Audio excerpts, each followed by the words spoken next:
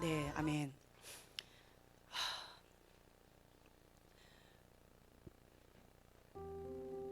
2015년도 우리가 양력 설은 그 전날에 예배로 시작하면서 교회에서 새해를 마가 한 해를 마감하고 새해를 시작하면서 교회 안에서 우리가 함께 이렇게 같이 그리스도 안에서 예배를 드리면서 즐겁게 교제를 나눠서 그런지 그냥 축제 분위기였었어요.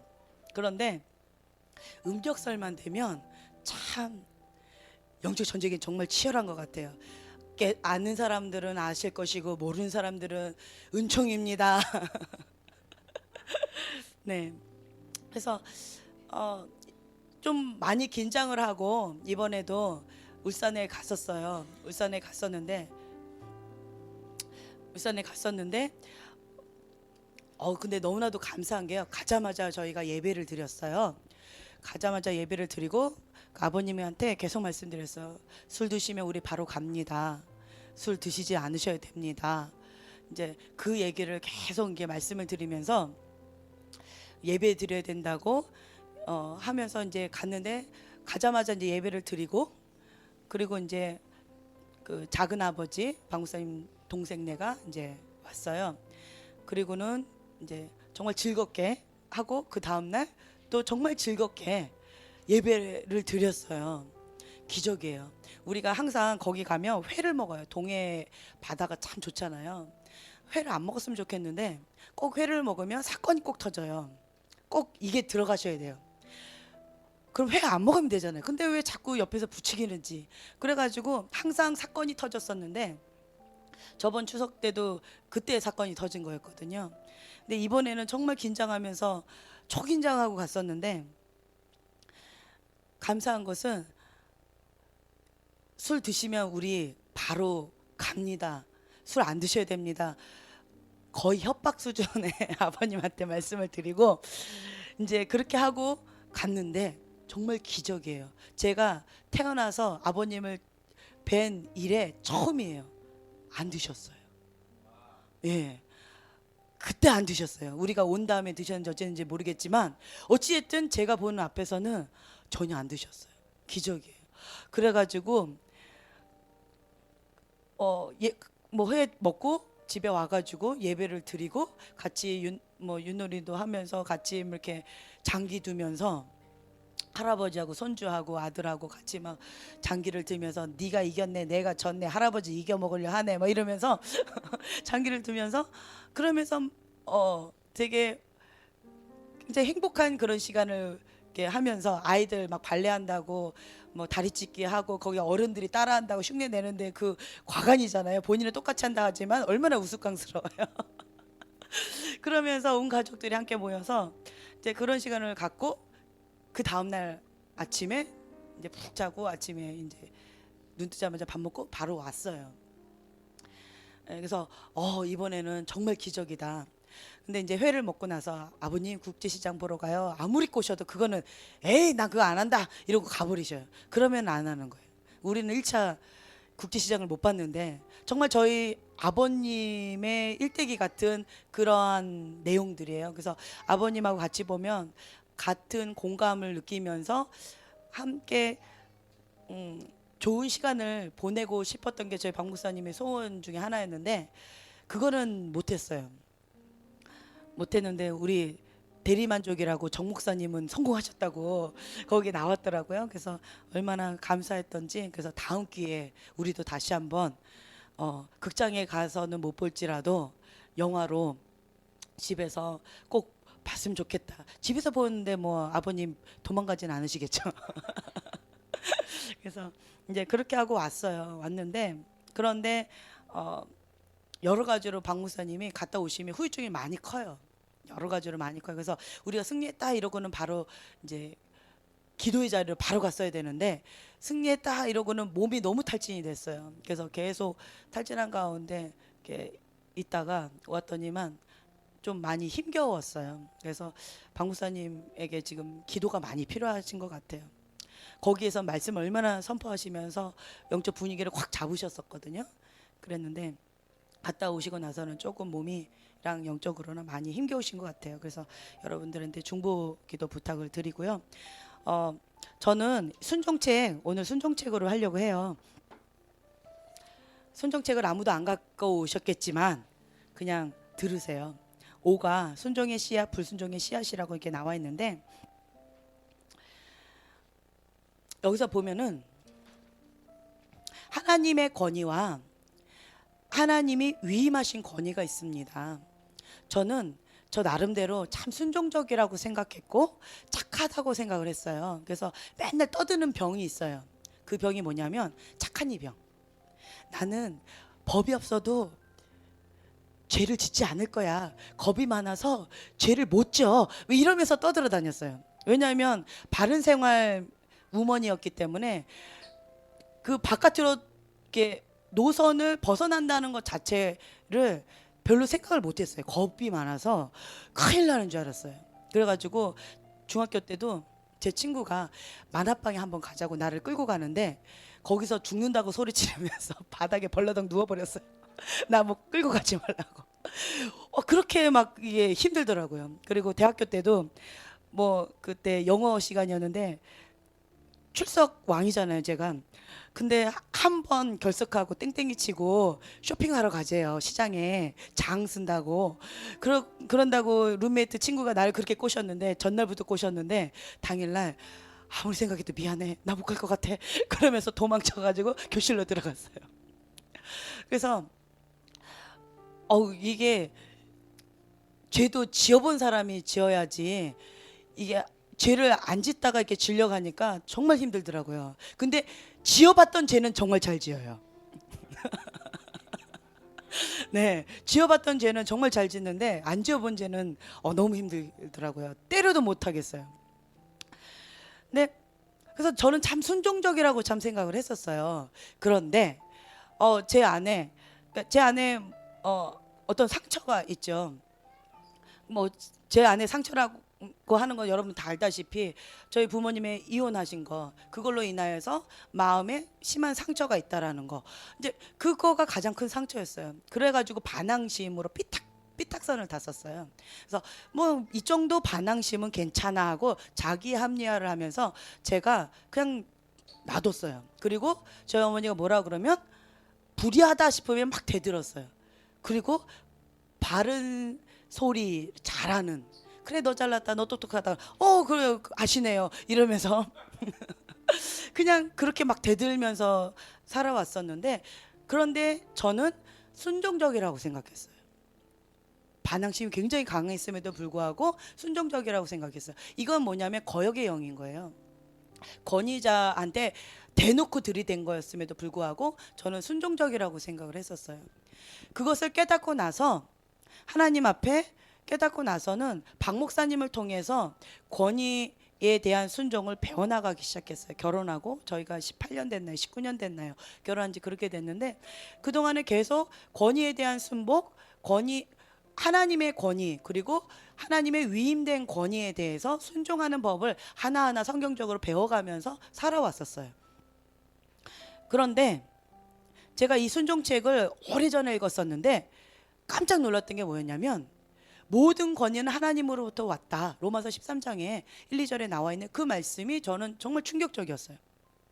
불의한 권위자도 그리고 바른 권위자도 다 모든 것이 하나님으로부터 왔다라는 거예요.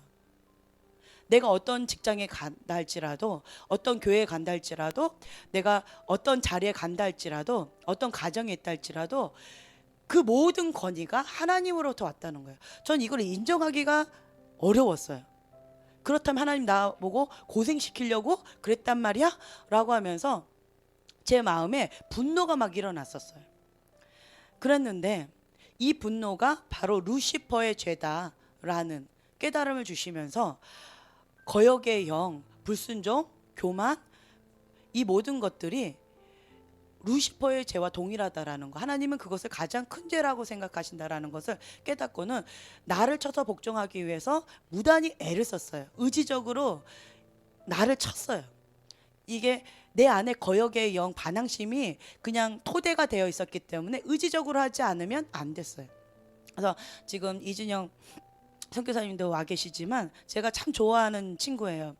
왜냐하면 저는 의지적으로 해야 되는데 저분은 그냥 눈이 너무 아름다웠어요.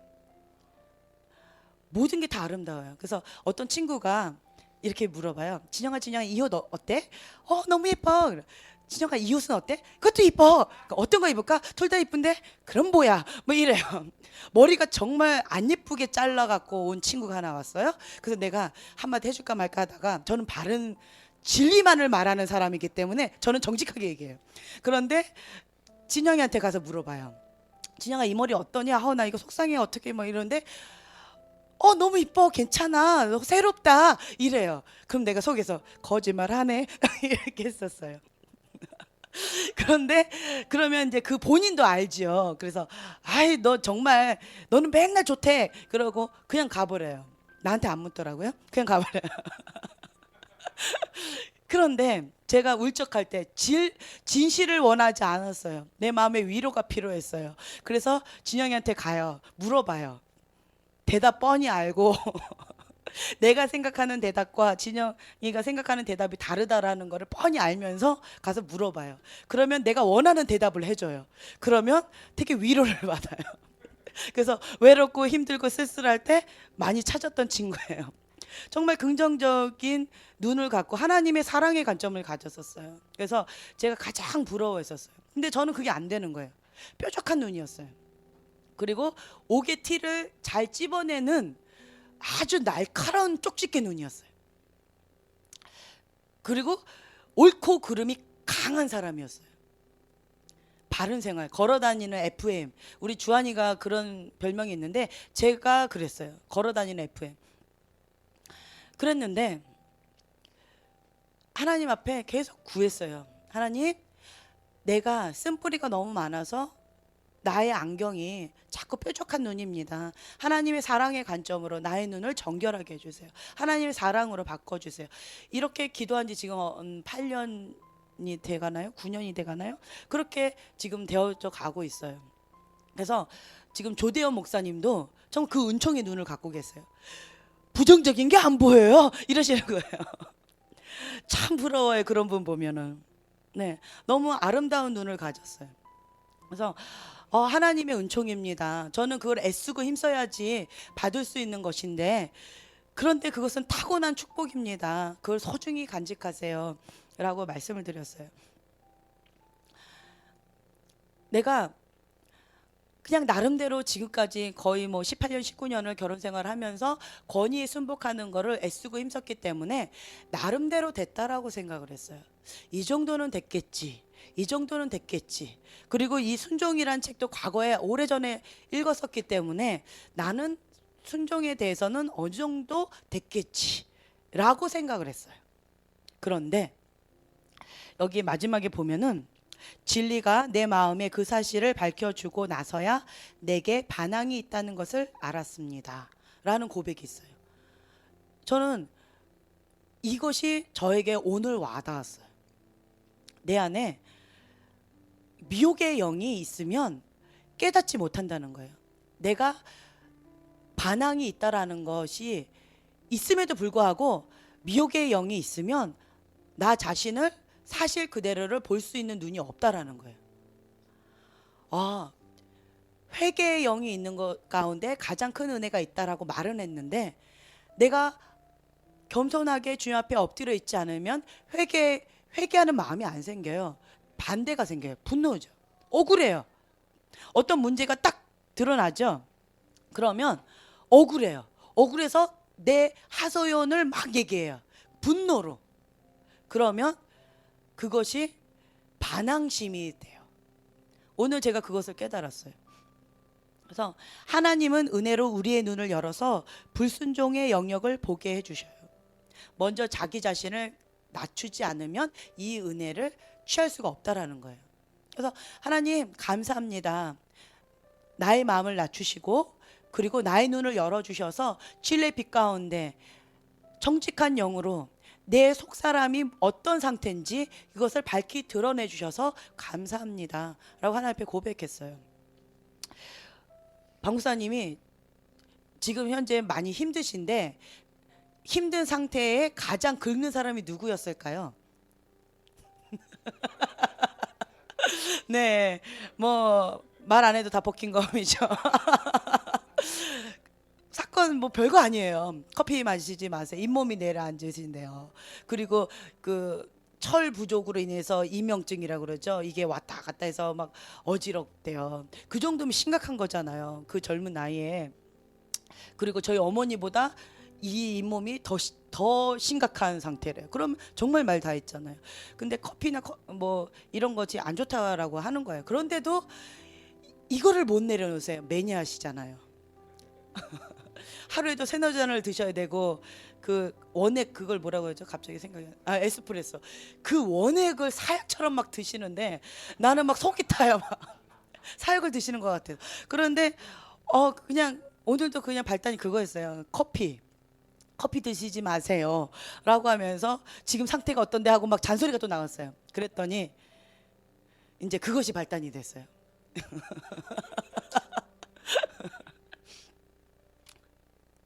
그래서 나는 억울했어요. 뭐 커피 드시지 말라고 건강을 위해서 잔소리를 한 건데 왜 그걸 듣기 싫어하시나요? 그거 이해 안 돼요 하고 나는 또 억울했어요. 그랬는데 하나님이 이 말씀을 통해서 저한테 깨닫게 해주셨어요. 박 목사님 저한테 뭐라고 하셨냐면 회개 많이 하고 와 이러시더라고요. 근데 무슨 회개는 무슨 회개, 박 목사님이 하셔야지 속으로 그랬어요. 나는 바른 말을 했을 뿐이지 이러면서 그냥 속으로 그렇게 생각을 했어요. 그런데 진리의 빛으로 저를 비춰주시면서 이게 반항이 있다라는 깨닫게 해주셨어요. 때로는 저희 한나 사모님이 맨날 저한테 하는 소리가 그거예요. 바른 소리가 다 정답은 아니에요. 진리가 다 정답은 아니에요. 때로는 그냥 사랑으로 토닥토닥거리는 것도 필요해요. 사람들이 정답을 원하지 않을 수도 있어요. 지혜가 필요해요. 뭐 이런 얘기를 많이 해줘요 저한테. 그러면 저는 그 얘기를 들으면서 뭔 소리야 막 이러고 하더라고. 그랬는데 근데 오늘 갑자기 그거가 떠올랐어요. 오늘도 박 목사님 그 한 말씀 하시더라고요 저한테. 나는 너무 똑똑한 여자하고 살아서 조금 힘들어. 어유 똑똑해요? 아유 감사합니다. 난 똑똑하다고 생각하지 않았는데 그렇게 알아주니 감사하네요. 뭐 이랬는데 그랬는데 갑자기 남편들이요 한번 남편들한테 물어보세요. 똑똑한 아내를 원하는지. 네 한번 물어보세요. 똑똑한 아내를 원하는지. 결혼할 때는 대화가 돼야 된다 그러면서 가방끈도 봐요. 결혼할 때는. 그쵸? 그런데 외모 많이 따지고 가방끈도 따지고 막 이것저것 막 따져요. 자기가 원하는 것들을. 근데 결혼하고 나면 조건이 조금 바뀌어요. 그냥 안 똑똑해도 좋고 그냥 바보 같아도 좋고 그냥 남편들이 원하는 건 딱 한 가지예요. 바보같이 때로는 정말 바보같이 그냥 나만 믿고 따라와 줬으면 좋겠어. 그쵸? 너무 전곡을 찌르죠. 남편들의 바람은 이거더라고요 보니까. 굉장히 뭐 애교 많고 다정다감하고 살림을 하기 잘하고 먹을 거 많이 해주고 남편 최고라고 막 애교 떨면서 이런 아내를 원해요. 시집 안 갔죠? 그렇게 신부 연습하세요. 네 신부 수업하세요 여기. 안 간 처자들은. 네.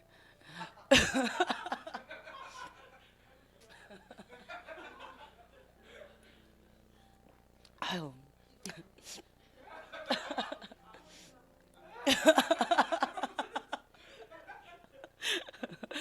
네. 그렇더라고요. 그래서 제가 이제 느끼는 건데 제가 가장 싫어했던 게 그거였어요. 잔소리. 그래서 제가 귀마개를 맨날 습관적으로 산다고 그랬죠. 그래서 귀마개를 여기저기 가방에다 막 쑤셔놓고 주머니에다 넣고 힘들다 그러면 내 손으로 막든지 아니면 귀마개로 막아버려요. 그리고 뭐 이러고 눈 감아버리고 그냥 그래요. 이게 무의식 속에 어릴 때부터 생긴 습관이에요. 전 못 느꼈었어요. 결혼했을 때 저희 박 목사님이 저희 어머니 이 사람이 이상해요. 갑자기 귀를 막더니 눈을 감아버려요. 왜 그래요? 그러는데 저는 그거를 못 느꼈어요. 제가 그렇다라는 걸. 그때 깨달았어요. 아, 내가 그렇구나. 얘 어릴 때부터 그랬어? 막 이러시더라고요. 그래서 내가 정말 싫어했던 그거를 내가 하고 있는 모습을 보면서 정말 이렇게 회개하는 마음이 생겼었어요. 하나님께서는 나한테 너 안에 아직 반항이 있다 라는 걸 깨닫게 해주셨어요. 방금 말씀드린 건 가인과 아벨의 제사를 통해서 우리가 배울 수 있는 거가 있는데요.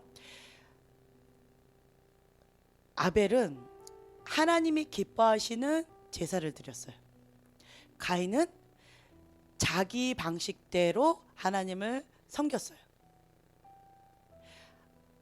아까 로마서 12장 1, 2절에 나와 있는 거 한번 다시 읽어드릴게요. 중간부터요. 너희 몸을 하나님이 기뻐하시는 거룩한 산 제물로 드리라. 이는 너희가 드릴 영적 예배니라. 너희는 이 세대를 본받지 말고 오직 마음을 새롭게 함으로 변화를 받아 하나님의 선하시고 기뻐하시고 온전하신 뜻이 무엇인지 분별하도록 하라. 네, 아멘. 이거예요. 하나님이 기뻐하시는 것이 무엇인지, 하나님의 선하신 뜻이 무엇인지, 온전한 뜻이 무엇인지 그것을 분별하고요. 하나님의 그 뜻 가운데 우리가 순종함으로 거룩한 산 제사로 드리는 거예요.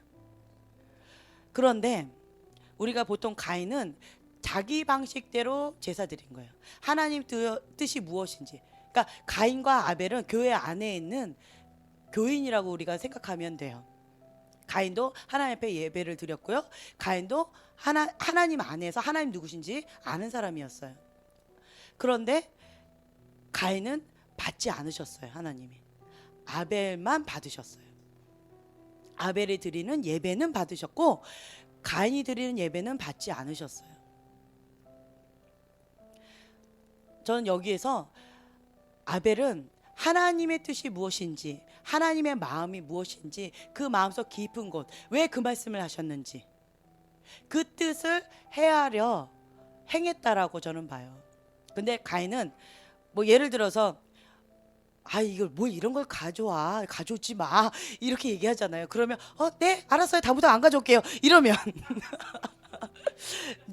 꼭 그 경상도에서 이런 말이, 저는 옛날에 진짜 그랬어요. 왜냐하면 그렇게 말씀하시니까, 순종적이니까 그랬는데, 제가 많이 들었던 얘기가 경상도에는 내 할 인사 따로 있고 너 할 인사 따로 있다, 이 말씀을 많이 하시더라고요. 뭘 이런 것까지. 그러면 그럼 도로 가져갈까요? 뭐 이러면 아니, 옆에서 방송쌤이 쿡 찔러요. 그거 아니라고. 그래서 왜냐하면 그 사람의 마음, 그 뜻을 깨닫고 행하는 거예요. 근데 그 마음의 뜻을 알지 못하면 그분이 어떤 분인지, 무엇을 좋아하는지, 뭘 싫어하는지, 어떤 스타일인지 모르면 그냥 말하는 그거를 그냥 할 수도 있고요. 혹은 잘 몰라요. 그분이 정말 원하는 것을 하기가 어려워요.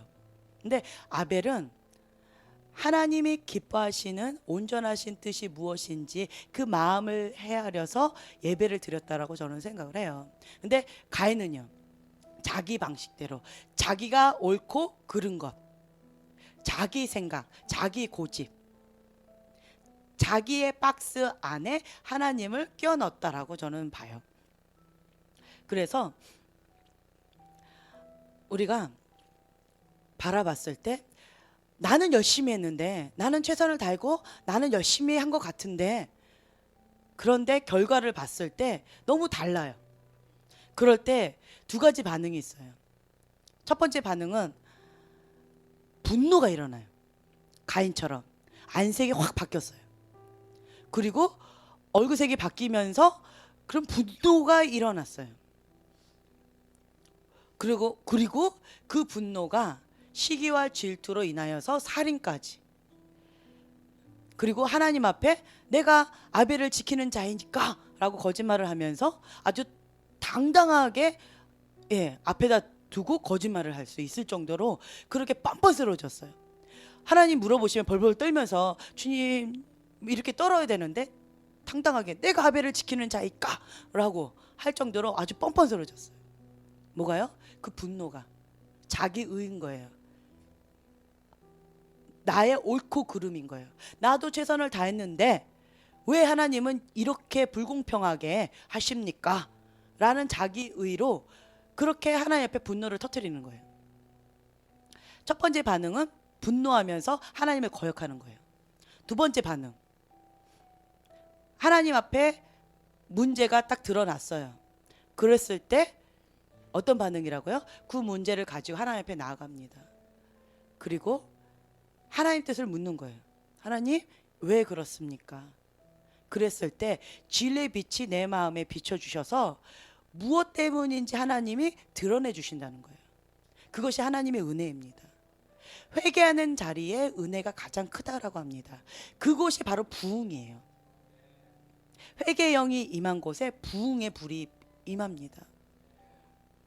거룩한 불이 임해요. 거룩한 영이 임하는 거예요.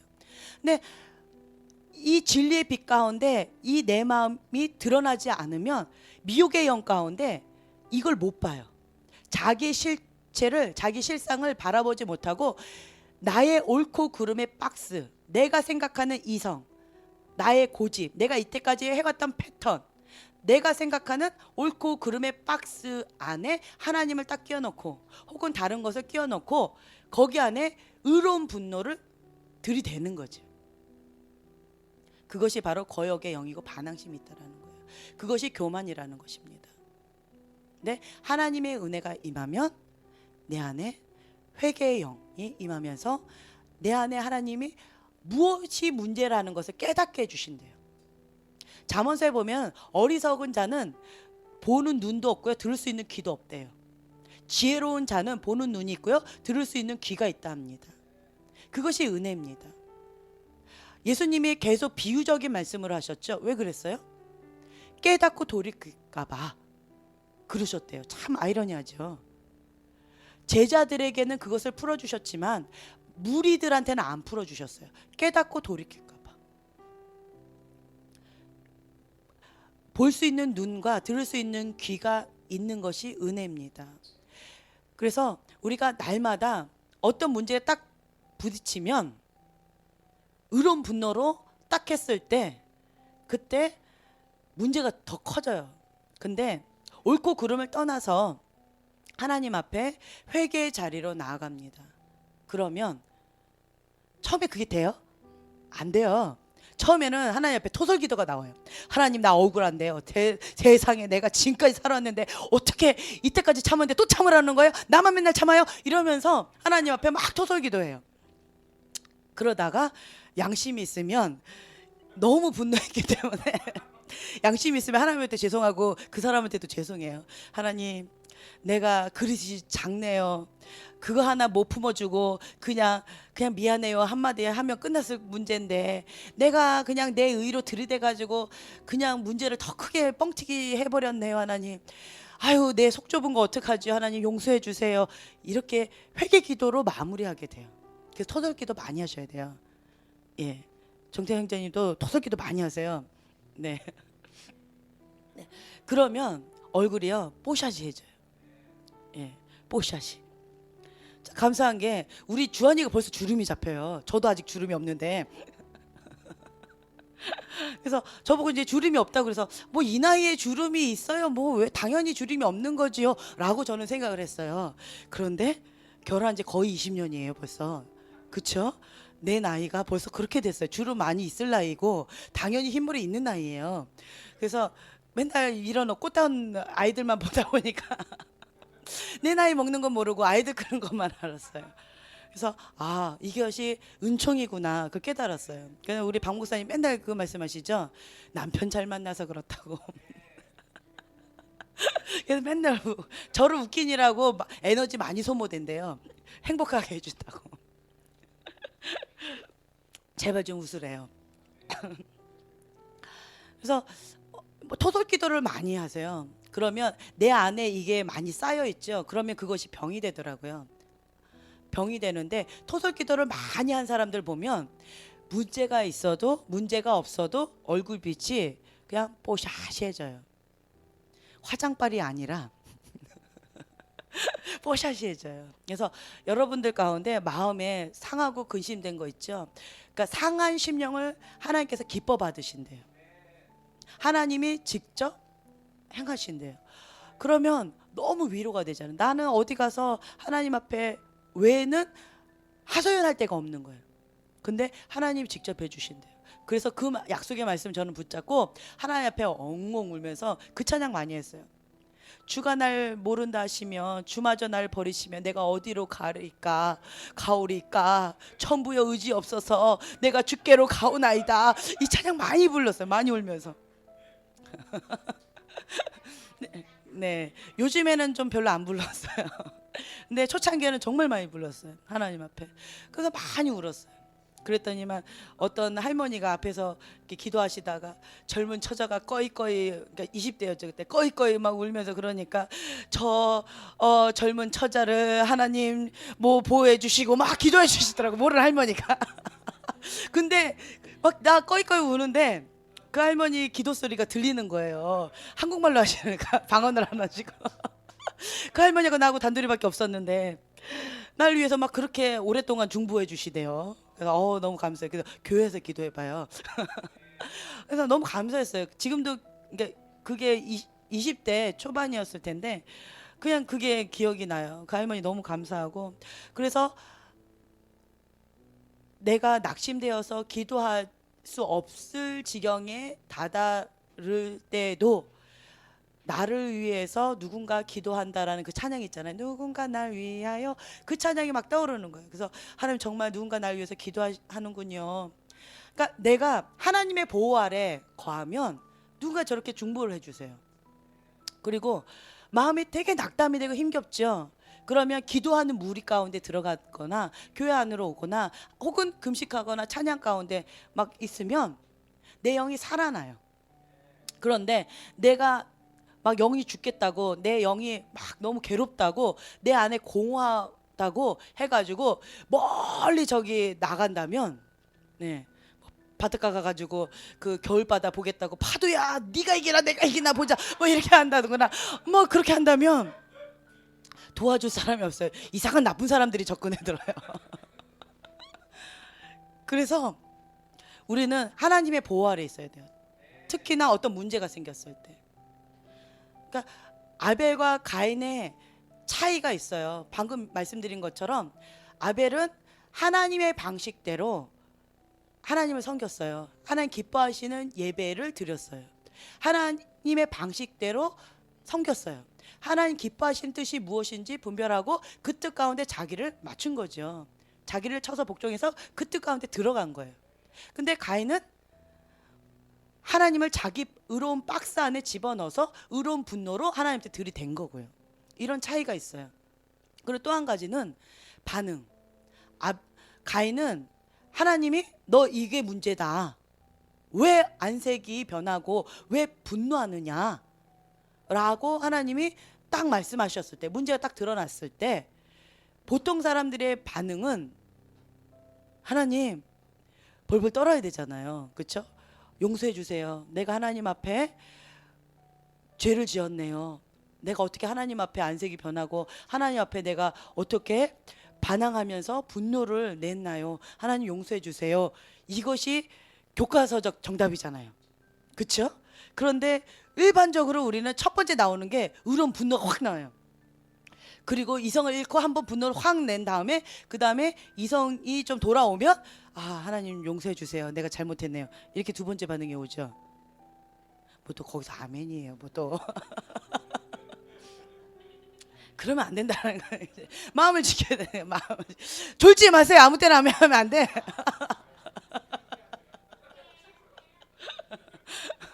네, 그래서 우리가 그러니까 가인의 반응과 아벨의 반응이 있어요. 어떤 문제를 딱 드러났을 때 회개의 자리, 그 문제를 가지고 하나님 앞에 회개하는 자리로 나아가는 것. 그것이 하나님의 뜻입니다. 하나님 기뻐하시는 뜻이에요. 그리고 어떤 문제가 딱 드러났을 때, 세 번째, 어떤 문제가 딱 드러났을 때 바깥으로 튕겨져 나가는 것이 아니라 하나님하고 또 멀어져 가지고 저 멀리 가는 것이 아니라 하나님 안으로 더 깊이 들어가는 거예요. 문제가 생긴 거예요. 나 죽게 생긴 거예요. 병아리가 누가 막 이렇게 공격해 와요. 그럼 병아리 어디로 가요? 엄마를 떠나서 멀리 가요? 아니면 엄마 품 안으로 쏙 들어가요? 그렇죠? 그럼 엄마가 알아서 해주잖아요. 그것처럼 어떤 문제가 딱 드러났을 때 멀리 나 힘들다고 나 바람 좀 쐬고 올게 하고 그렇게 돌아다니면서 하는 것이 아니라 하나님 앞에 나가는 거예요. 하나님 품 안으로 더 깊이 들어가는 거죠. 주님 외에는 해결책이 없습니다. 해답이 없습니다. 라고 하나님 앞으로 더 깊이 들어가는 거예요. 그러면 하나님의 보호 아래 우리가 걸 수 있다라는 거예요. 근데 바깥으로 확 뛰쳐나가죠. 그러면 누가 기다리는 줄 아세요? 양이 울타리 바깥으로 탁 뛰쳐나가. 너무 비좁아. 나 여기서 도저히 못 견디겠어. 나 좀 숨 좀 쉬고 올게 하고 울타리 밖으로 딱 나가는 순간 누가 기다려요? 네, 늑대가 기다리죠. 그래서 절대로 바깥으로 나가면 안 된다라는 거예요. 특히 문제가 있을 때. 건강할 때는 다윗처럼 휙휙휙 해가지고 딱 잡을 수 있지만 다윗이 병들어 있어요. 근데 사자를 만났어요. 그럼 어떻게 해요? 빨리 집 안으로 들어가야죠. 건강할 때는 뭐 이게 있으면 괜찮아요. 근데 자기가 어떤 문제가 생겼을 때는 자기 분수를 알아야 돼요. 자기 주제 파악을 알고 빨리 집 안으로 들어가죠. 하나님 품 안으로 쏙 들어가야 돼요. 그리고 주님 나를 보호해 주세요 하고 완전히 푹 들어가야 되는 거예요. 차라리 저 승만이처럼 그 오살리 기도원으로 딱 들어가 숨어요. 기도방으로 숨어요. 그래서 나 없다 하고 딱 숨든가. 그것이 가장 지혜롭다고 저는 생각을 해요. 그래서 우리가 그러니까 심플한 거예요. 3가지. 간단 명료합니다. 진리는 심플해요. 네. 그래서 여러분들이 그냥 이론으로만 알지 마시고요. 실제적으로 삶 가운데 이것을 적용했으면 좋겠어요. 특히 성경에도 보면은 아브라함도 막 영적 전쟁이 막 치열하게 실제적인 전쟁이 막 치열하게 딱 하고 딱 들어왔을 때 승리했다라고 딱 들어왔을 때 그때 그 틈 사이 있죠. 그때 사단이 딱 기다리고 있어요. 그때 마음을 딱 뺏길 수가 있어요. 그래서 특히 승리했다 이럴 때 긴장이 풀어지면 안 된다라는 거예요. 어디로 가요? 하나님 품으로 더 깊이 들어가야 돼요. 친밀함의 장소로. 네, 이번에 저희가 그걸 좀 놓쳤던 것 같아요. 육체가 너무 피곤하다 보니까 계속 이렇게 깔아져가지고 이렇게 했는데 이것이 영적으로 눌렸던 것 같았어요. 네, 그랬나 봐요. 그래서 이때는 이것은 일어나서 더 기도할 때다. 이건 그런 사인이다 라고 하면서 더 치고 일어났다라면 그 영적 권세를 딱 잡을 수 있는 그런 확실하게 이길 수 있는 그런 절호의 기회가 되지 않았을까 이런 마음이 들어요. 그래서 이번에는 1차 승리를 하고 2차 때는 조금 실패했지만 추석 때 다시 한번 우리가 도전하려고 합니다. 여러분들 정말 중보 많이 해주셔서 감사하고요. 앞으로도 계속 중보해 주세요. 여러분들도 그렇지 않나요? 뭐 시집 안 가서 잘 모르겠죠? 시집 갈 때 정말 잘 가야 돼. 믿는 집안 가야 되고 3대 정도는 믿어야 돼. 그렇지 않으면 안 돼. 네, 사랑은 사랑이고 영적 전쟁은 영적 전쟁이에요. 그래서 결혼한 사람은 어쩔 수 없어요. 뭐 장단점이 있어요. 영적 전쟁에 치열한 강한 용사가 돼요. 네, 그렇게 하고 싶니? 그러면 뭐 한번 해봐. 하지만 저는 별로 권하고 싶지는 않아요. 그래서 그러니까 믿는 가정, 그러니까 성경에도 나와 있는데, 그러니까 그리스도 안에서 이게 젊은 자매가 왔기 때문에 내가 계속 얘기하는 게 이 앞에 있으니까 나머지 다 결혼한 자매고 여기 있는데 결혼 전에 선택권이 있어요. 보라면 알았지. 선택권이 있어요. 그래서 정말 잘 따지고 기도 제목 많이 해가지고 해야 돼요. 근데 저는 26가지 다 맞았는데 한 가지 내가 기도 제목을 안 했어요. 믿는 가정, 이걸 빼먹었어요. 아이고, 그쵸. 믿는 가정의 소중함을 몰랐어요. 우리가 믿는 가정이었기 때문에 그냥 그 사람만 잘 믿으면 되지 이렇게 아니라고 생각했어요. 그래서 믿는 가정의 사람 이거는 기도 제목에 안 넣었어요. 내가 큰 실수를 했어요. 그럼 안 만났을 수도 있었겠죠. 아유. 아니면 믿는 가정이든가. 어찌됐든 믿는 가정하고 결혼해야 돼요. 네. 그거 필수로 내가 꼭 넣으라고 그래. 믿는 가정. 한 3대 정도는 3, 4대. 기왕이면 3, 4대. 제가 4대째거든요. 그러니까 3, 4대 정도. 그러면 아멘 5대. 제가 그걸 깨달았어요. 박 목사님하고 저하고 이렇게 봤을 때 저는 그러니까 이삭과 같아요. 되게 겁쟁이에요. 그렇죠? 이삭 싸우지 않고 다른 데 가서 파면 됐지 뭐 이러고 되게 착한 척하면서 이렇게 파잖아요. 근데 박 목사님 야곱 같아요. 그냥 싸워요. 야곱 끈질기게 천사 딱 붙잡고 나 축복 안 해주면 안 보내줘 이거 있잖아요. 그러니까 그런 성향이 있으세요. 나는 축복 해줘요. 안 그럼 뭐 다음에 해주든가 뭐 이런 스타일이에요. 좀 이런 스타일인데 박 목사님은 이게 달라요. 그래서 그러니까 믿음의 유업을 받은 사람들의 특징이 있고 그리고 일대의 특징이 있어요. 돌파가 굉장히 강력해요. 그래서 박 목사님 돌파하시면 꼭 사건을 벌려요. 그리고는 저보고 항상 뒷마무리를 수습하라고 그래요. 결혼 전에 박 목사님하고 이렇게 세 분이 자취를 하셨어요. 감시인대 그리고 장시인대 서울시인대 이렇게 세 분이셨어요. 남자분 이렇게 세 분이 자취를 하셨는데 그 두 친구가 저한테 지연아 고맙다. 지연아 근데 정말 미안하다 뭐 이러는 거예요. 그래서 왜 저러나 지연이 네가 너무 착하고 순진해가지고 세상 물정을 몰라서 그래 뭐 이러면서 지연아 철수 잘 부탁한다 뭐 이러는 거예요. 뭔 소리가 했어요. 내가 디스스판이라고 얼마나 힘들었는지 몰라. 지연아 고맙다 그리고 미안하다 빠이빠이 이러는 거예요. 근데 결혼하고 제가 깨달았어요. 그 말씀을 깨달았어요. 정말 수습하기 정말 힘들어요. 사도적인 기름 부음이 강력한 사람들은 우선은 일을 벌려요. 뒷수습은 주께서 알아서 하십니다. 믿음이 강력해요. 그럼 나는 그 믿음 따라가기가 참새가 황새 따라가는 것처럼 막 가랭이에 찢어져요. 그래서 근데 참 이렇게 존경스러워요. 그런 부분에 있어서 저는 이렇게 되게 작기 때문에 그릇이나 이런 것들이 다 작기 때문에 되게 이렇게 작아요. 이렇게 바른 생활 그 길밖에 몰라요. 근데 박 목사님 길은 내가 만들면 길이야 이런 스타일이에요. 나는 길이 없네요. 그럼 다시 돌아가야 돼요. 뭐 이런 스타일인데. 그래가지고 이게 이렇게 너무 반대로 만났는데 그래도 남자가 이쪽이니까 다행이죠. 여자가 이런 스타일이어서 큰일 날 뻔했어요. 그래서 참 감사하면서 제가 잘 따라가고 있어요.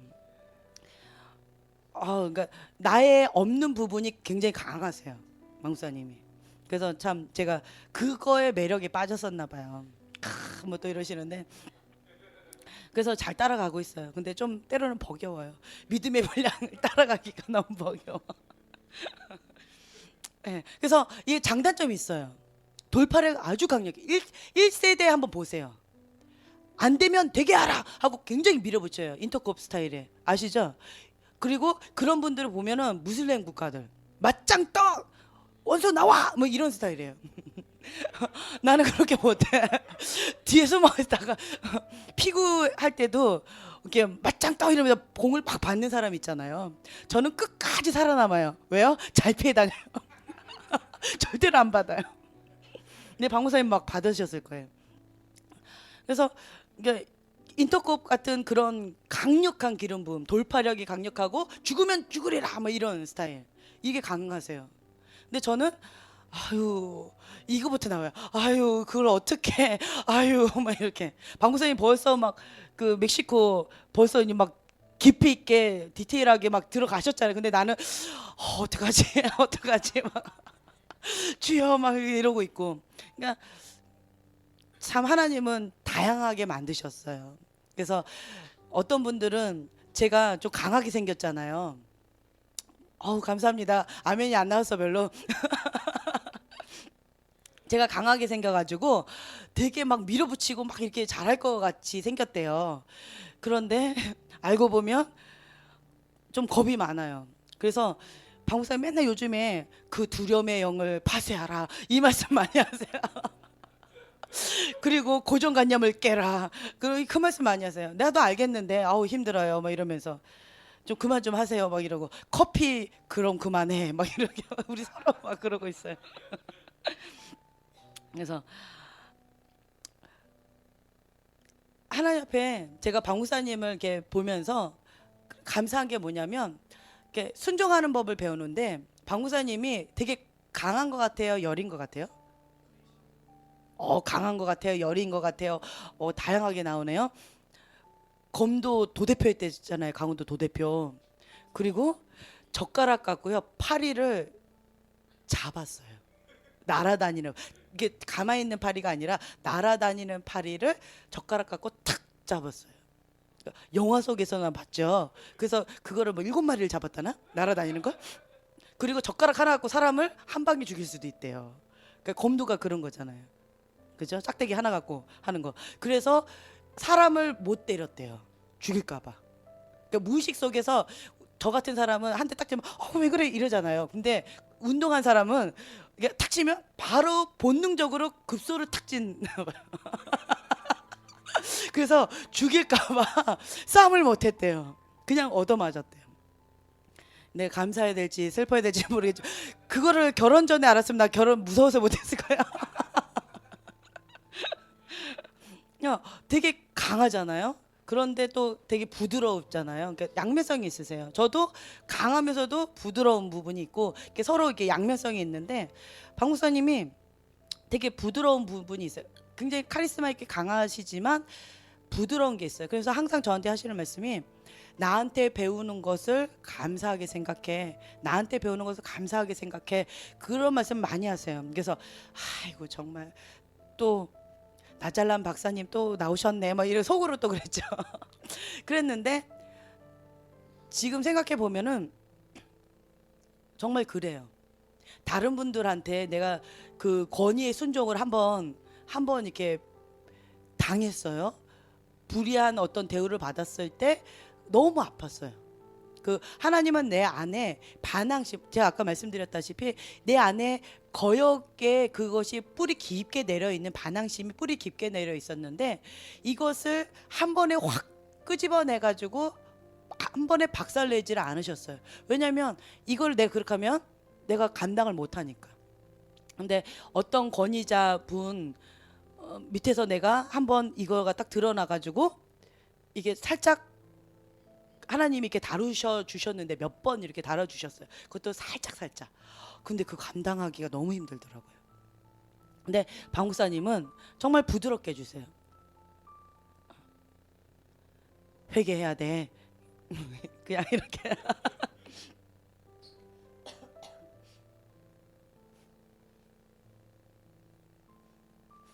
그냥 부드럽게 해주세요.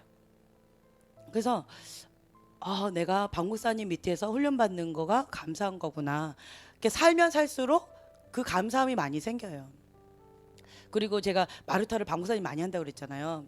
다른 사람한테 마루타 했다가는 되게 큰일 나요.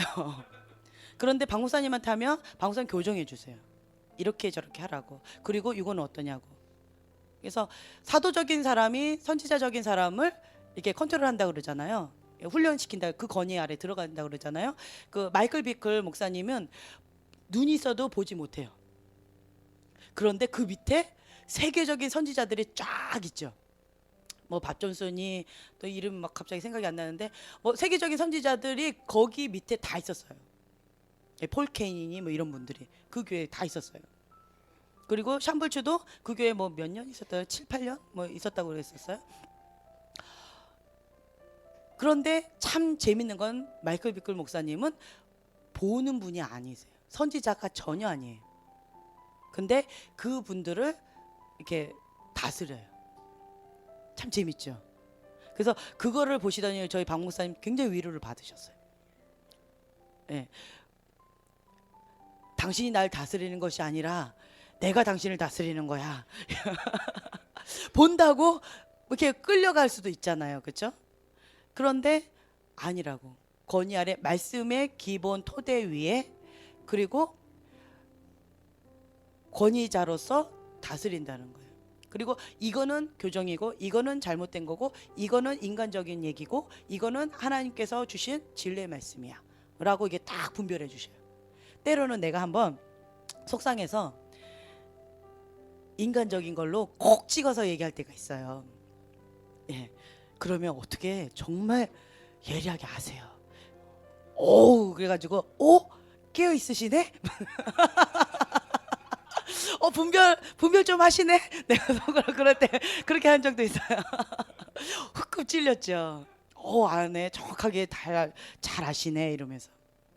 그래서 그냥 방목사님의 밑에서 내가 하나하나 배워 나가는 그런 과정 가운데 참 감사해요. 그래서 권위자 밑에서 내가 순종을 하나하나 배워가면서 순종이라는 것도 배워가면서 그리고 영적으로도 훈련되어져 가면서 그냥 감사하고 있어요. 근데 때때로 아까 가인과 같은 반응이 딱 나올 때가 있어요. 여전히 남아있는 아집, 여전히 남아있는 내 아집이 있어요. 그것이 선악과, 여기서 선과 악을 안다라고 했는데 선과 악을 안다, 옳고 그름이잖아요. 아담과 하와가 선악과를 따먹기 전에는 옳고 그름이 하나님의 손에 있었어요. 하나님이 옳다 그러면 옳은 거예요. 하나님이 그건 잘못됐다 그러면 잘못된 거였어요. 근데 선악과를 딱 따먹고 나서는 선과 악을 자기 스스로가 분별할 수 있는 능력이 생겨버렸어요. 그래서 이거는 부끄러운 거구나. 하나님의 영광의 광채가 떠나버리면, 하나님과 단절되면 그 뽀샤시한 광채가 떠나가요. 성령 충만한 사람들 얼굴 보세요. 눈빛 보세요. 영광, 이렇게 광채가 나요. 그렇죠? 살아 있어요. 근데 하나님의 임재가 떠나간 사람들 얼굴 보세요. 이 얼굴 말고 그 얼굴 보세요. 그러면 얼굴이 이렇게 죽어 있어요. 느끼셨죠? 그렇죠? 그것처럼 하나님과 단절됐을 때는 그 영광의 광채가 이렇게 떠나가 버려요. 그러니까 사랑이도 예수님을 봤을 때 얼굴에서 광채가 너무 나가지고 이 옷이 하얀 옷인데 빛나는 옷이래요. 그러니까 빛이 너무 강하게 나는데 그냥 하얀 빛이 나는 옷이었고 얼굴은 광채가 너무 나서 얼굴은 보이지가 않았다라는 거예요. 근데 경환이도 그렇게 얘기를 하더라고요. 주한이도 그렇게 얘기하고 저도 예전에 그렇게 봤었어요. 얼굴에서는 빛이 너무 강하게 나서 여기까지만 딱 보이더라고요. 그것처럼 아담과 하와도 하나님과 관계가 있었을 때는 하나님의 영광의 광채가 강력하게 비쳤을 거라고 생각을 해요. 그러다 하나님과 딱 단절이 되자 그것이 싹 걷어지니까 자기 수치가 그대로 드러나죠. 그러면서 부끄러워지고 옳고 그름, 자기가 생각할 때 옳고 그름이에요. 하나님 그것은 죄, 벌거벗고 있는 것이 죄다 아니다 라고 말씀 안 하셨어요. 근데 선악과를 딱 먹는 순간 자기가 보기에 옳고 그름으로 부끄럽다, 이건 잘못됐다, 죄다, 그러니까 난 숨어야 되겠다 이러면서 본능적으로 숨고 본능적으로 두려워하고 이런 것, 옳고 그름으로 뭔가 다른 것이 하나님 밖에서 생기기 시작했다라는 거예요. 그래서 그 전에는 하나님 손에 옳고 그름이 하나님 손에 있었지만 선악과를 따먹으로 인하여서 옳고 그름이 하나님 밖에서 내가 생긴 거예요. 그 옳고 그름의 박스, 그것 가운데 하나님을 내가 계속 이렇게 집어넣었어요. 그리고 옳고 그름의 그 박스 안에 사람을 이렇게 갖고 집어넣었던 것 같아요. 그러니까 정죄한 거죠. 이것은 도덕적으로 윤리적으로 옳고 그름으로 당연히 이러면서 자꾸 판단한 거예요. 그러니까 의로운 분노가 일어나는 거죠. 옳고 그름이 없다면 바보들 보세요. 옳고 그름이 없어요. 보세요. 어떤가? 마냥 행복하죠. 침 흘려도 옳고 그름이 없어요. 이러고 뭐 주면 좋다고 고맙다 그러고 뭐 안 주면 이러고 그냥 마냥 행복해요. 바보들 얼굴 보면 항상 좋아요. 막 이렇게 방방거리면서 하이퍼돼 있어요. 그렇죠? 바보가 안 돼봐서 모르겠어요. 그래서 제가 생각했던 게 뭐였냐면 나는 내가 과거에 아담과 하와였다면 선악과를 안 따먹었을 거야. 정말 나쁜 아담과 하와야. 그 죄 때문에 나까지 이렇게 고생을 하잖아. 막 이랬었어요. 그랬는데 내가 옳고 그름의 박스를 더한 죄를 짓고 있죠. 지금 옳고 그름의 박스에다가 사람들을 막 집어넣고 나 자신을 집어넣고 나 자신도 정죄하고 사람들도 정죄하고 하나님도 정죄한 거예요. 옳고 그름으로 하나님한테 대적한 거죠. 하나님 이거는 아니잖아요. 이렇게 하나님이 진리신데 하나님이 모든 거 다 아시는 분인데 이거는 아니잖아요 라고 말한다는 건 뭐예요? 나의 기준이라는 거죠. 하나님의 기준이 아니라는 거예요. 하나님하고 대화하다 보면은 내가 속이 터질 때가 참 많아요. 언제냐면 억울해요. 하나의 예를 들면 결혼 전에 저는 생일 파티를 항상 했었어요. 화려하게. 근데 결혼하고 나서는 제 생일 파티는 항상 생략이에요. 참 억울했어요. 이거는 결혼과 함께 공주에서 하녀가 됐구나. 참 서글퍼졌어요. 그렇게 참다 하고 막 이렇게 하다 보니까 억울한 거예요. 근데 방사님 계속 뭔가 요구해요. 안 하면 막 불쾌하세요. 그래서 내가 하나님한테 억울해가지고 막 울면서 하소연했어요. 하나님, 왜 맨날 나보고만 하래요? 왜 맨날 나보고만 맞추래요? 왜 맨날 나보고만 섬기래요? 왜 맨날 나보고만 하라고 그러세요?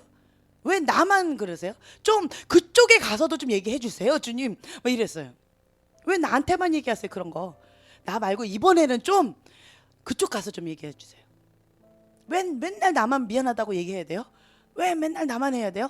이랬는데 하나님이 그때 뭐라고 하셨냐면, 지연아, 너는 결혼 전에 받을 거 다 받았잖니. 근데 하면서 방구사님 모습을 이렇게 보여주시면서 결혼 전에 못 받았는데 결혼하고 나서라도 받아봐야 되지 않겠니? 공평하지 않니? 그러시는 거예요. 정말 할 말이 없어요. 언제까지요? 그러면서 제가 하나님 앞에 더 이상 할 말이 없었어요. 하나님하고 대화하다 보면 항상 이런 식이에요.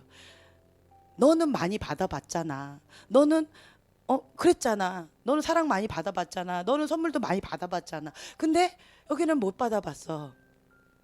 그러니까 받아봐야지. 너가 해주지 않겠니? 뭐 이런 거.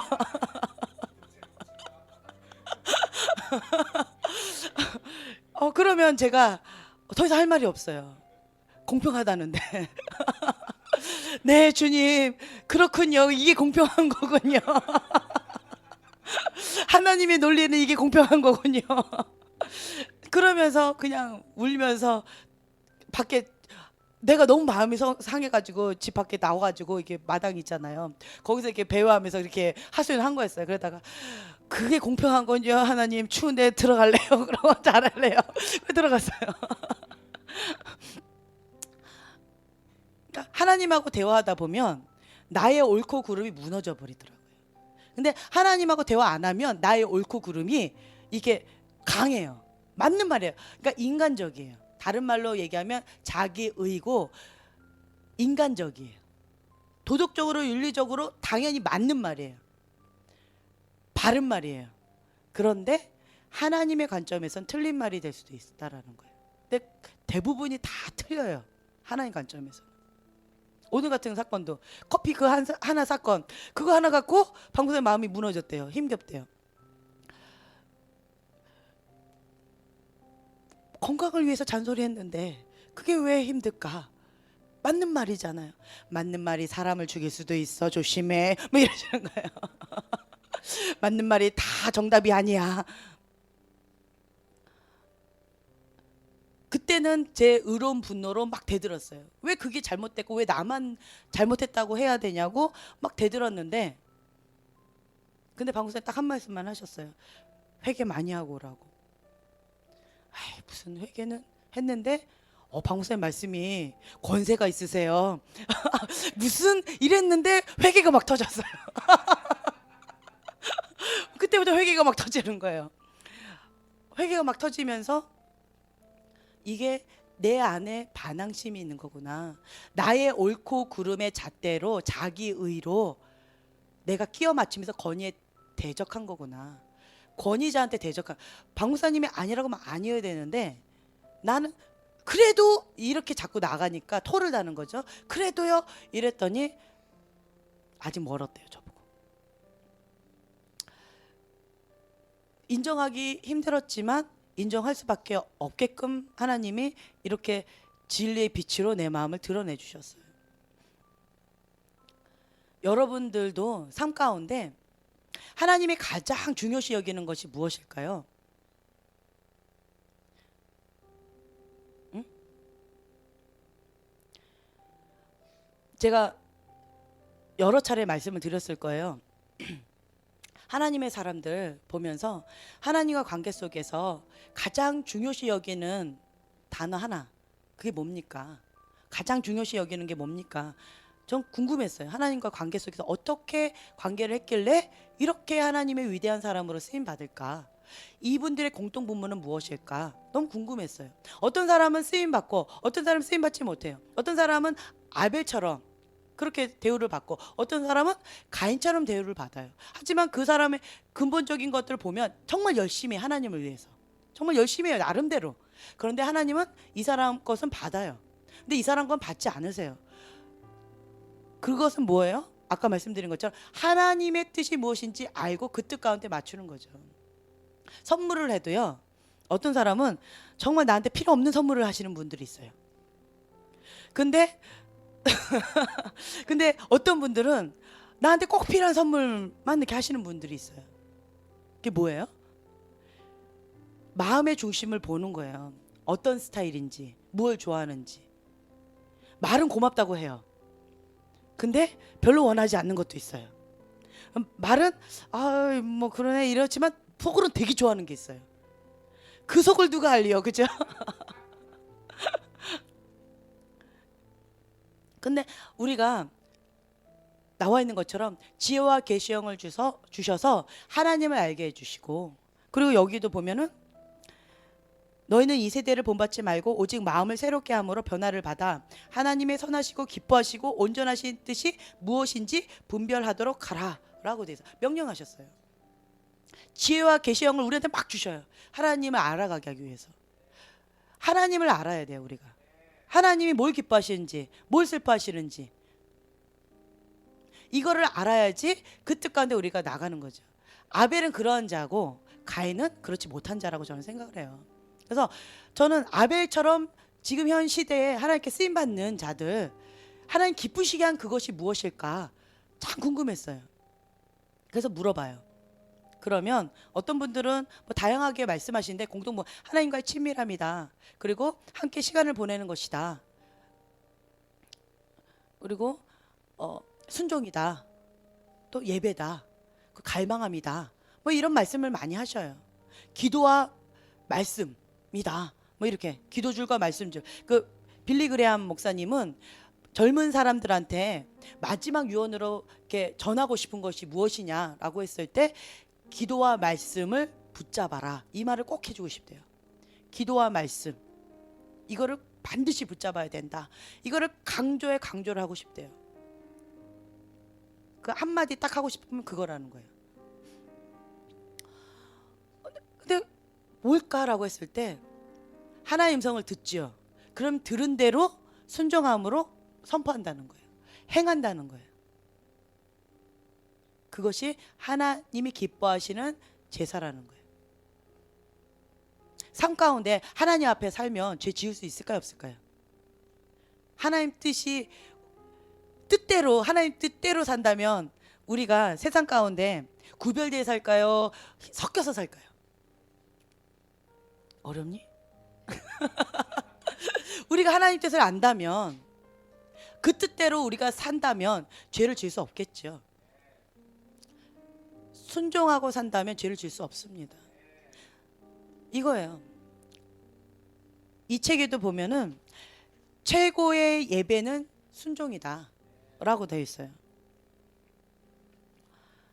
저도 공감을 해요. 제가 가장 중요시 여겼던 것은 순종이었어요. 왜냐하면 난 아무것도 모르겠는 거예요. 다른 사람들은 예언을 잘해줘요. 내 앞길을 모르겠어요. 참 아이러니하죠? 난 모르겠어요. 하나님 말씀하신 그것만 알겠어요. 예를 들어서 캐나다에서 한국 올 때 안일함에 빠지지 마라. 안일함이 뭐예요? 안일함이라는 단어를 그때 처음 들었어요. 안일함이 뭘까? 안일함이 뭘까? 그때부터 안일함에 빠지지 말아야지 했는데 안일함에 빠져가지고 죽었다 살아났어요. 그래서 그때 깨달았죠. 아, 그래서 안일함에 빠지지 말라고 하셨나 보다. 참 어리석죠. 이러면서 하나하나 배워가요. 하나님이 말씀하신 그것 가운데 즉각 순종하는 거. 어린아이 같이 즉각 순종하는 게 저희 모토예요. 여호와를 겸손히 여호와를 경외하자. 어린아이 같이 즉각 순종하자. 이거예요, 모토가. 그러면서 지금까지 살아왔어요. 만약에 하나님께서 그때 그 당시에 나보고 너 이렇게 살 거야 하고 내 인생의 앞길을 쫙 보여주셨다면 저 이 자리 못 있을 거예요. 아마. 하나님 난 못해요 하고 도망갔을 거예요. 그런데 하나님은 저를 너무 잘 아세요. 그래서 딱 하나만 가르쳐 주세요. 내 앞에 있는 징검다리 딱 하나. 이거 하나 해라 그러면 네 이러고 순종하고, 이거 하나 해라 네 하고 순종하고. 그렇게 가다 보니까 뒤돌아보니까 이만큼 왔어요. 하나님은 저를 너무 잘 아시는 거죠. 많이 안 가르쳐 주세요. 저에 대해선. 많이 알려주면 도망갈까 봐 그러시나 봐요. 근데 다른 사람에 대해서는 많이 가르쳐 주셔요. 뭐 어떻다 저떻다. 근데 내 앞길은 잘 몰라요. 근데 내가 배우는 건 뭐냐면 하나님이 저분을 향해서 주시는 말씀을 통해서 하나님을 알아가요. 혹은 저에게 주시는 말씀도 하나님을 알아가요. 아, 하나님 이걸 좋아하시는구나. 하나님 이거를 싫어하시는구나. 하나님 이런 스타일로 이끌어 나아가시는구나. 이거를 배워간다라는 거예요. 그래서 그것을 성경에 비춰서 맞춰봐요. 정말 성경적으로 맞는가? 근데 맞아요. 하나님 정말 인격적이세요. 공의와 사랑의 하나님이라는 걸 제가 많이 느껴요. 하나님 사랑이 정말 많으세요. 그냥 사랑으로 다 품어주래요. 아까처럼 너는 많이 받았잖아. 그러니까 이제는 좀 베풀어라, 토해내라 이 얘기잖아요. 많이 섬겨라. 계속 섬기라는 거예요. 그래서 언제까지요? 근데 하나님한테 물어보면 박목사님하고 저하고 꼭 문제가 생기죠. 오늘같이 뭐 이렇게 사소한 거 이렇게 딱 생기죠. 그러면 하나님 꼭 박목사님한테 말씀 안 하세요. 아무 말씀 안 하세요. 그냥 푹 쉬고 로뎀나무 밑에 있는 사람처럼 그냥 하나님 그렇게 하세요. 그리고 저한테 꼭 말씀하세요. 회개해라. 막 가서 사과해라. 미안하다 해라. 막 공개적으로 사과해라. 뭐 이렇게 말씀하세요. 때때로 하나님은 정말 불공평한 분이신 것 같아요. 그래서 별로 때때로는 하나님 나 귀 막고 싶어 이럴 때가 있어요. 근데 하나님은 그냥 그러셔요. 보면은 내가 알고 있는 내 옳고 그름과 하나님의 옳고 그름 많이 달라요. 그래서 저의 옳고 그름을 내려놓으면 내려놓을수록 하나님의 것이 나한테 부어지는 걸 제가 느껴요. 여기는 대부분이 이성적으로 옳고 그름이 이게 딱 자기 기준의 잣대가 있는 사람들이 있어요. 그치 재영아? 이게 강한 사람이 있어요. 옳고 그름이. 근데 이것이 나는 나름대로 지금까지 훈련 받았고, 이게 이제 머리가 이제 안 돌아간다 그랬잖아요. 누가 뭐라고 얘기하면 복잡한 거 얘기하면 아 그만 이러고 주한한테 가 막 이래요. 결론이 뭐야? 그냥 한마디로만 얘기해. 왜 이래요 저는 지금. 과거에는 그렇게 얘기하는 사람 상대도 안 했다 했죠. 사람 취급 안 해서 뭐야 저거 단세포야? 뭐 이랬어요. 근데 지금 제가 그래요. 이렇게 단순해졌는데 아직도 내 안에 옳고 그름의 잣대가 아직도 남아있는 거, 여전히 남아있는 아집이 있다라는 것을 오늘 깨달았다는 거예요. 정말 양파 껍질 같다라는 거예요. 내 안에 내가 너무 많아. 그 찬양처럼 너무 많아요. 그게 뭐냐면 그러니까 즉각 순종인 거예요. 오늘 딱 깨닫게 해주신 거 그냥 하나. 하나님은 제가 알고 있는 하나님이 이래세요. 여러분들한테도 그러실 거라고 봐요. 내가 감당할 수 있는 분량만큼 드러내 주세요. 그리고 그것을 감당하면 어린아이 같이 즉각 순종함으로 그것을 행하면 다음 퍼즐을 주셔요. 근데 그 전까지는 하나님 스탑 말씀 안 하세요. 그리고 같은 말씀만 계속 반복하세요. 저번에 그 데이빗 호거 목사님 때 그 집회 때 제가 받은 말씀 두 가지가 있었다고 했잖아요. 죽음 그리고 순결, 그것에 대해서 내려놔라. 도대체 내려놓으라는 게 뭘까? 저 나름대로 해석을 했었는데 그 해석이 틀린 것 같아요. 하나님 정말 때로는 정말 이렇게 수수께끼처럼 내주세요. 가장 낮은 자리로 가라. 가장 낮은 자리가 어딜까? 나름대로 막 해봐요. 이렇게 해보기도 하고 저렇게 해보기도 해요. 그러면 하나님 마음에 이게 마음에 확 와닿는 게 있어요. 기쁨으로. 아, 여기구나 깨닫게 돼요. 근데 마음에 이렇게 해봤는데 마음에 불편함이 있어요. 여기 아니구나. 그러면 또 다른 거 찾는 거죠. 이런 식으로 수수께끼, 그 보물찾기처럼 이렇게 하나하나 하나님의 뜻을 알아가요. 바로 단번에 딱 주지 않으세요. 왜 그러신지 모르겠어요. 왜 그럴까요? 왜 그럴까요? 한 번에 알려주시면 이 교만한 사람이 쉽게 교만에 빠질까봐 하나님을 자꾸 찾으라고 그러시는가 봐요. 사람이 그렇잖아요.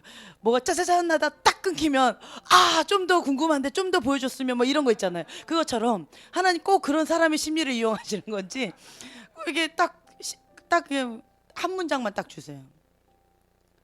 죽음과 순결을 내려놔라. 그럼 나보고 죽으란 얘기야? 순결을 포기하라는 거야? 뭐야 이게 도대체? 막 나 어디로 간다는 거야? 뭐야? 되게 막 힘들어요. 그렇죠? 근데 그냥 우선은 순종해요. 하나님. 근데 그 순종한다는 게 말이 안 나와요. 막 눈물부터 나와요. 왜냐면 하나님은 내가 꽉 잡고 있는 아집 요거 내려놓기로 나의 틀, 그러니까 죽음에 대한 틀, 순결에 대한 어떤 틀, 내 틀인 거예요. 인간적인 어떤 틀을 내려놓으라는 거죠. 기준. 하나님이 말씀하시는 기준과 내가 생각하는 기준이 다른 거예요. 죽음에 대한 기준도 다르고 순결에 대한 기준도 달라요. 저는 뭐 조선시대 여자예요. 그래서 순결 이르면 은장도 짱 뭐 이러면서 죽어야 되는 줄 알았어요. 그래가지고 그것에 대해서 항상 마음에 하나님 나 어떻게 해요? 자살하면 지옥이라는데 그럼 어떻게 해요? 하고 하면서 항상 이 순결을 목숨같이 지켜왔었어요. 그래가지고 뭐 친척 오빠들하고 손잡고 뭐 같이 뭐 이렇게 했긴 했지만 그 외에 남자 손잡은 거는 방구선이 처음인 거예요. 참 조선시대 여자죠. 지금 생각해보면 왜 그랬을까 생각도 돼요. 잘한 거지. 그래 잘한 거야. 아, 너무 이게 고지식하잖아. 안경하러 갔더니 나보고 딱 한마디 하더라고요. 보수적이에요. 심하게 보수적이에요. 굉장히 보수적인 것 같아요. 막 그렇게 했던 그건데 지금은 뭐 내가 그런 순결한 처녀도 아니고 막 이걸 막 잡을 그것도 아닌데 왜 순결을 내려놓으라 할까? 정말 하나님 뭘까? 근데 제가 깨닫는 거는 어떤 순결이라는 어떤 틀, 그 기준점. 너는 이러니까 불결해. 너는 이러니까 순결해. 너는 이러니까 그래. 이런 어떤 나의 어떤 틀을 하나님 내려놓으라는 건 아닐까. 지금 하나하나 주님 막 이런 거 하나하나 지금 하나님 앞에 묻는 거예요. 하나님 이겁니까? 이겁니까? 막 이렇게 물어봐요. 그럴 때 내 마음에 하나님이 공감적으로 이렇게 확 와닿는 게 있어요. 여러분도 그런 거 있죠. 하나님 이겁니까 할 때 뭔가가 이게 속에서 확 와닿아요. 뭔가 들어오는 것처럼 확 와닿으면서 뭔가 시원하게 뻥 뚫리는 것 같아요. 그러면 하나님 원하신 대답을 한 거예요. 그거예요. 막 찾는 거예요. 하나님 이겁니까 저겁니까? 그러면서 내 주파수가 계속 성령님께 민감해지는 거예요. 하나님 이걸 원하시는 거예요. 갈망함. 하나님을 찾고 찾는 자에게 하나님 얼굴을 드러내 주신다 하는 것처럼 하나님 계속 수수께끼를 이렇게 정말 이렇게 플레이트를 맞듯 막 이러면서 사람 감칠맛 나게 막 이렇게 하시면서 하나님 계속 이렇게 주파수를 이렇게 하나님께 고정할 수 있도록 저를 계속 이끌어 주신다라는 생각이 들어요. 안 그러면 내가 그냥 나 잘난 맛에 갈까봐. 하나님 나를 너무 잘 아세요. 네. 내가 교주될까봐. 그렇죠? 안전망으로 겸손의 울타리를 해주신다라고 좀 봐요. 그래서 감사하고 있어요. 그래서 그 누구도 다른 사람보다 내가 더 낫다라고 교만해지지 않도록 하나님은 이렇게 안전망을 해주셨어요. 제가 계속 말씀드리잖아요. 누군가 저한테 상담받으러 오거나 누군가 나한테 예언받으러 오지요. 그러면 제가 속으로 그래요. 나도 나 자신을 모르겠는데 너는 나한테 뭘 물어봐. 이럴 때가 있어요. 나도 내 자신이 답답하고 깜깜한데 누구를 해줘 이러면서 때로는 마음이 어려울 때 있어요. 그런데 순종하고 하죠. 그럼 또 잘 보여. 참 신기해. 그러면서 내가 다 끝나고 나서 하나님 그럼 나는요 안 보여요? 주님 난 어떻게 해요? 그럼 또 주여 랄랄랄라 또 하는 거죠. 이렇게 살아요. 그러면서 내 자신을 하나님이 겸손의 울타리로 저를 보호해 주신다고 저는 생각해요.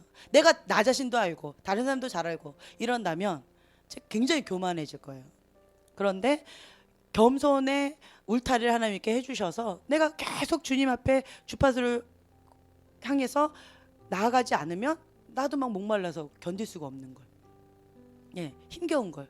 그리고 하나님이 원하신 그 뜻이 무엇인지, 하나님이 온전하신 그 뜻이 무엇인지, 하나님 기뻐하신 그 뜻이 무엇인지 계속 묻는 거예요. 저도 하나님 이겁니까 저겁니까? 그러면서 여러분들한테 그거를 이렇게 전달하는 거죠. 위로가 되죠. 나도 이렇다는 거 들으니까. 그렇죠? 네, 아멘 막 하시는데 그래서 항상 제가 가장 힘들 때 봤던 게 그냥 예수님을 묵상했어요. 죽기까지 순종하셨던 십자가의 그 고난 채찍에 맞으시면서 딱 쳤을 때 내가 너를 위해 왔다. 그 말 한마디 못 하시고 속으로만 하시고. 그 예수님 묵상해 보면 내 문제는 아무것도 아니에요. 그래서 항상 뭐 힘겨운 어떤 외롭고 힘겨울 때마다 예수님 묵상하게 돼요. 예수님 바라보면 그냥 위로가 돼요.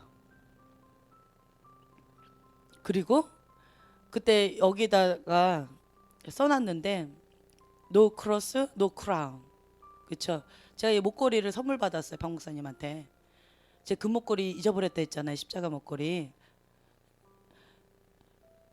그래서 이 목걸이를 선물해 주셨는데 십자가하고 크라운이에요.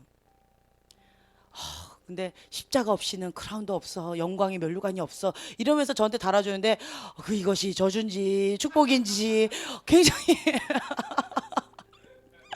십자가 없이는 영광이 없어 뭐 이러는데 그거를 달게 감사함으로 받고 영광의 면류관을 바라봐 뭐 이런 얘기인데 아멘. 근데 방구사님 하실 때마다 무슨 말씀하실 때마다 너무 가슴이 철렁 내려앉을 때가 너무 많아요. 그때 돗자리 내가 얘기했잖아요. 집이 지붕이 새는 비가 새는 초가집에 그리고 돗자리 깔고 길바닥에서 앉아서 살아도 사랑하는 하나님과 사랑하는 사람과 산다면 얼마나 행복하냐 뭐 이런 얘기 가슴이 철렁 내려앉았는데 그리고 이 목걸이 주면서도 그런 얘기 막 할 때 가슴이 철렁 내려앉고 그런데 막 되게 떨려요. 그런데 그것이 새기면 새길수록 소염을 이렇게 씹듯이 새기면 새길수록 굉장히 큰 의미가 있어요. 감사가 나오죠. 지금 우리 큰 집에 살아. 돗자리 안 깔고 살아. 막 집에 물은 안 새. 그리고 십자가 그래 영광의 면류관 받을 거야. 하나님 천국 바라보면 살자. 예수님 막 이러면서 그냥 그거 생각하면 환상 속에 나래를 막 펴잖아요. 그리고 이제 속으로 생각하죠. 큰 자가 작은 자를 섬긴다고 했어. 내가 큰 자 돼가지고 큰 선물 받아야지. 한번 나중에 천국 가서 한번 두고 보자. 뭐 이런 마음들. 그런 위로를 나 혼자 막 하는 거죠.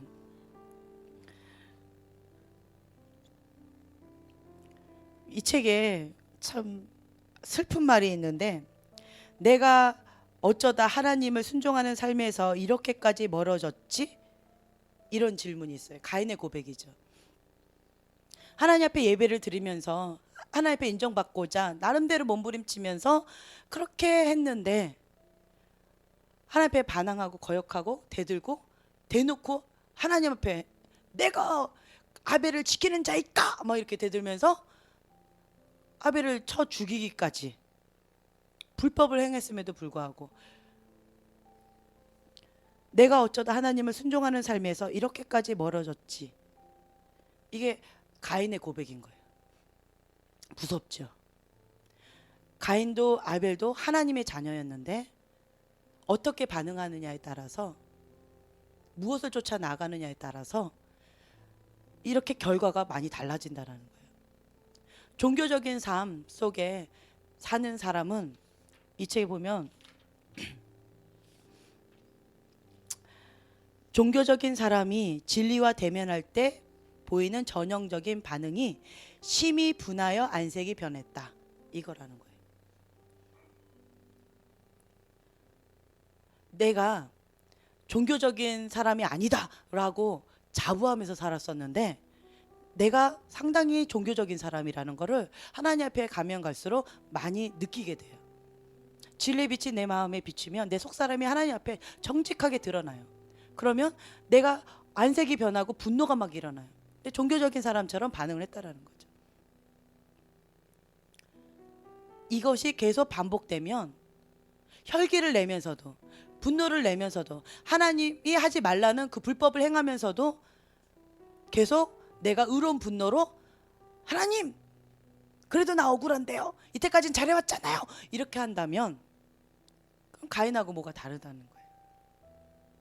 그러면 마지막에 자신의 불법에 대한 심판을 받게 되고 내가 어쩌다 하나님을 순종하는 삶에서 이렇게까지 멀어졌지. 이런 고백이 나오겠지요. 그래서 저는 이 책을 보면서 정말 동전 앞뒷면과 같이 이런 차이구나. 가인과 아벨은 동전의 앞뒷면과 같다라는 거예요. 우리의 양면성. 박 목사님도 양쪽 면이 강한데 저도 양쪽 면이 강하거든요. 양쪽 면이 다 누구나가 다 강한 것이 있을 거예요. 그런데 이거를 의지적으로 하나님 앞에 어떻게 반응하느냐, 나의 옳고 그름의 잣대로 하나님 앞에 반응하느냐, 아니면 하나님이 기뻐하시는 그 방법대로 내가 하나님의 사고방식대로 살아가느냐, 나의 옳고 그름으로 하나님 앞에 들이대느냐, 자기 의로 인간적인 방법으로 이거 맞잖아요, 당연하잖아요 하면서 하나님 앞에 할 것이냐. 이게 선택인 것 같아요. 우리가 머리로는 깨닫고요, 이제는 마음으로 와닿았다면 행함으로 실천해야 된다는 거예요. 하나님의 음성을 들었죠. 그러면 듣고 고백하는 것도 참 쉽지 않아요. 죽음에 대해서, 순결에 대해서 내려놔라 라고 했을 때 너가 이걸 붙잡고 있다라는 거예요. 제가 이걸 붙잡고 있대요. 인식을 못 했었어요. 근데 붙잡고 있대요. 하나님 나 붙잡고 있지 않는데요 라고 말을 했는데 이분 그렇게 고백했는데 내 안에 그것을 드러내시면서 하나님 보여주셨어요. 환상으로. 순결과 죽음, 그거를 내 손으로 꽉 잡고 있는 모습을 보여주셨어요. 그냥 딱 그 장면 보여주셨어요. 내가 붙잡고 있구나. 내가 더 이상 부인할 수 없구나. 그럼 어떻게 내려놓습니까? 그리고 하나님이 직접적으로 내려놔라 라고 했을 때 내라고 말을 하고 싶었는데 막 눈물부터 막 퍽퍽 쏟아지는 거예요. 내가 알지 못하는 눈물이. 그리고는 내라고 했을 때 하나님의 손이 저한테 임하는 거죠. 이제는 입술로 고백했다면 이제 행함으로 나아가야 돼요. 하나하나. 이제 하나하나 알아가요. 저도. 죽음에 대해서, 순결에 대해서 하나님 내려놓으라는 것이 실제적인 삶 가운데, 내 삶 가운데 어떻게 적용하길 원하시는가. 계속 묻는 거예요. 하나님 어떻게 하길 원하십니까? 첫 번째는 방금 말씀드린 거, 나의 틀, 아집. 아직도 남아있는 이 아집을 내려놓으라는 거. 너의 옳고 그름을 내려놓으라. 그리고 하나님의 선과 악, 하나님의 기준, 그것을 이제는 대라는 거죠. 너가 아니라 나라는 거예요. 옳고 그름은 하나님의 손에 있다라는 거죠. 하나님의 옳다 그러면 옳은 거고요, 하나님이 그르다 그러면 그른 거예요. 그래서 하나님이 뭘 옳다 그러는지, 중요한 거, 하나님 뭘 옳다 그러는지, 뭘 그르다 그러는지 알아요? 그게 어렵잖아요. 그런데 하나하나 깨닫게 해주시는 거. 네, 내 안에 반항한 거다. 권위자에 대해서 그런데요 라고 토를 다는 거는 반항하는 거다 라고 깨닫게 해주신 거예요. 그러면 내 안에는, 인간적인 생각에는 너무 심하다 라는 생각이 툭 나올 수 있지만, 그렇지만 하나님이 그렇다라고 하면 어쩔 수 없어요. 그냥 그걸 내려놓을 수밖에 없어요. 옳고 그름이 거기에는 필요가 없어요. 그러니까 하나님 그렇다고 하면 그냥 끝난 거예요.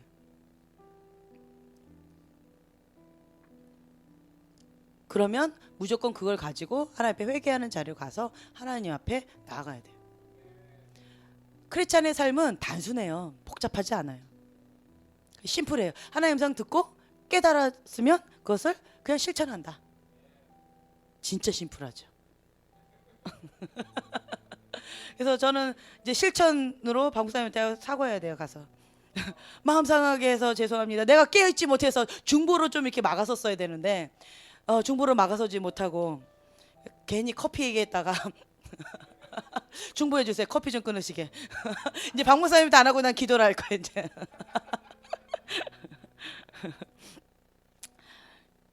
그래서 여러분들이 지금 이제 불을 꺼주시고 우리 기도했으면 좋겠어요.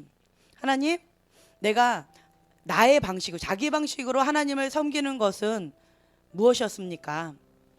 옳고 그름의 논리를 따르고 이성에 따라서 내가 하나님을 판단하고 사람들을 판단하고 나 자신을 정죄한 것은 무엇입니까? 하나님 앞에 묻는 시간을 갖고요. 하나님 깨닫게 해주세요. 그것이 무엇입니까? 그러면 하나님 그것을 주님 앞에 정직하게 드러내서 하나님 앞에 회개하며 이 문제를 하나님 앞에 해결받기를 원합니다. 지금 역사해 주세요. 우리가 나의 뜻, 자기의 뜻을 고수하면서 하나님의 뜻을 거부했던 것은 있지 않았습니까? 분노는 교만에서 나온다고 했는데 내 안에 그 교만이 분노의 불을 더 지피진 않았습니까? 주님 앞에 겸손하게 나아가길 원합니다. 하나님, 내가 가인처럼 행하고 있진 않습니까?